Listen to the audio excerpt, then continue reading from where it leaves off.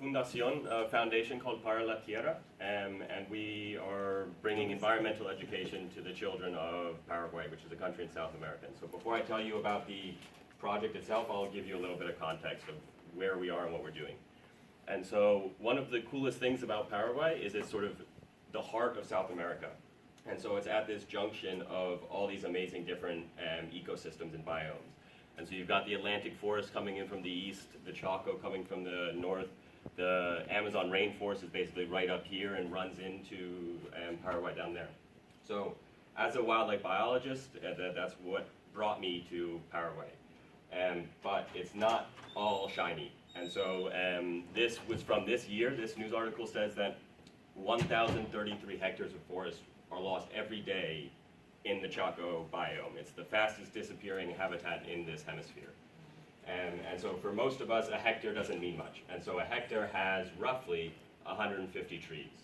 And so if you do the math, that's 154,000 trees lost every day, or 6,000 trees every hour, or 107 trees every minute. So by the time I finish talking, 1,000 trees will have been chopped down in Paraguay.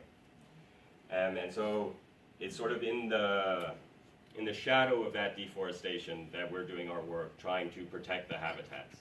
And as scientists, we were publishing journal articles, new species, but we weren't having the impact actually protecting the locations that we wanted to have. And so we think about this quote quite a lot, and what we could do to stop we couldn't plant 154,000 trees every single day. That's impossible. We needed to do something to stop the bleeding. And we thought by activating the citizenry of Paraguay to try and make a change, that would be much more powerful. And so active citizenry is a sort of tough word, but eco-leadership is what we like to think about is the focus of our education program. And so we have built this sort of, we call it this 3 C's system. And so that's creativity, curiosity, and a connection to nature. And it's those building blocks that put together an eco-leader. And in the context of Paraguay, according to the World Economic Forum, they did a survey of the primary education systems across the world. 137 different countries were measured. Paraguay came 136th. And so it's the second worst primary education system in the world. And so just by developing a little bit their curiosity, and this will be a review for all of you, but these sort of soft skills and these building blocks make a huge difference to these kids who are being taught in dirt floor classrooms by rote and not being engaged in the way that we all think is the appropriate way to educate children. So curiosity builds the sort of critical thinking, gives them ownership of their own knowledge. We teach them through inquiry. And so all of these things help sort of develop the child as an independent thinker. Creativity, and this for me was the thing that hit me the most. I'm not an educator, and so didn't have that much relationship with or interaction with kids before going into the schools in Paraguay. And what I found was shocking. They were scared to draw a picture of their favorite animal because they thought they'd get the question wrong. And so just by giving them a safe space to grow and experiment and get things wrong without any fear of punishment or judgment has been really huge. And so creativity and curiosity are building those skills to become a leader. But for me, all leaders are both critical and creative and confident. But the difference is being connected to nature, and that builds empathy and love for each other. And so the simplest thing you can teach a kid, maybe the food web or the water site, whatever it is, it's all about how connected we are and how connected we are to not just nature, but also to each other. And so that community ethic of protecting the things around you is integral to environmental education. And I think it's that gives environmental education the force for the future that this whole conference has been about. So that's our theory. But on the ground, we basically, Gina's description of what she's built is very similar to what we're trying to do. We're building an online resource that allows people from anywhere across Paraguay to download activities or games totally for free to begin interacting with the kids of their community tomorrow. And so we give them even the materials necessary, coloring pencils, paper, anything they need to get their clubs off the ground. And what it looks like is it's a ton of fun. You're playing with the kids outside, bringing wildlife into classrooms, trying to get the kids to be excited and really connect.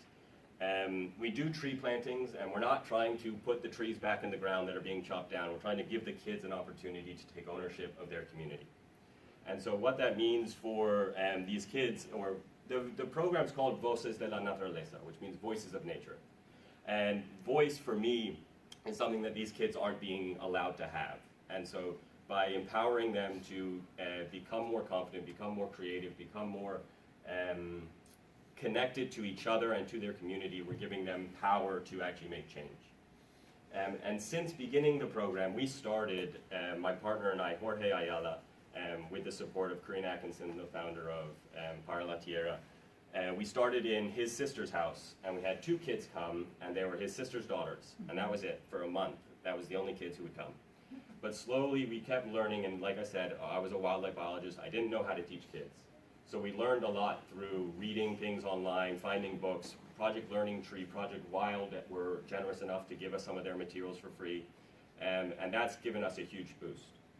And since then, our network of clubs has continued to grow. And so we've gone from teaching my partner's 2 nieces to having 13 clubs in 5 different states of Paraguay. And we've just begun a partnership with Peace Corps Paraguay, which is going to send 30 environmental volunteers into the most rural and in-need communities across the country to bring this new style, not just to the kids, but to the young adults and the teachers of the community, so that this revolution can continue. And so hopefully my story sort of shows you that anybody, no matter who you are, can make a difference and sort of engage in environmental education and use it. But what I want to sort of focus on is the opportunity that this conference has been for me, thanks to NAAE. We're still growing. This is our 3rd year. We're sort of expanding with this new partnership with Peace Corps. And we're still developing our curriculum. That binder over there is the printed copy of all of the different activities we have. But the idea to make it replicable and scalable is to have it all free, available online. And what we want to do is continue developing the curriculum, continue learning from the best practices that are being developed here that are completely a non-topic in Paraguay, but bring them the sort of best of the best type of education you can get. And to do that, we need help from the people that I've been speaking to throughout this whole conference, people sitting in this room. There's so much talent and skills that just aren't reaching so many kids across the world, not just in Paraguay, but in the inner cities. The work that this conference is doing for me has been absolutely incredible. And so I invite everybody to please help me if you can. If you think that you have a way to make my project better, that you can help us grow, please let us know. And I want to sort of focus on a few of our partners. Miami University with Project Dragonfly sends master students down to different countries around the world, and we host them. So we're the in-country partner for Project Dragonfly. And so what that's meant for the past 3 years is a group of 10 to 20 master's students who have jobs as educators or zoologists or everything, come down and look at our project, help us grow, help us improve it. And that has made us turn from teaching 2 nieces of my partner to being a national program. And that power of collaboration, I think, is something that we can all embrace no matter where we're working or what we're doing. If you have a skill that you can share with somebody else, you should do it. And if you recognize that your project needs something, be open enough to listen to and accept the help from other people. Because if you're open to it, people will be willing to share. And I also want to thank NAAE and Nina for bringing me here. This was completely outside of what I would be capable of doing without support from organizations like that. So thank you very much. I've left my contact information up here. Please, please, please, if there's anything that you guys know, think, have contacts, please share them with me, because we're really just at the beginning of this project and we really want to make the most of it. So thank you to everybody who's been listening, and that's me. Thank you very much.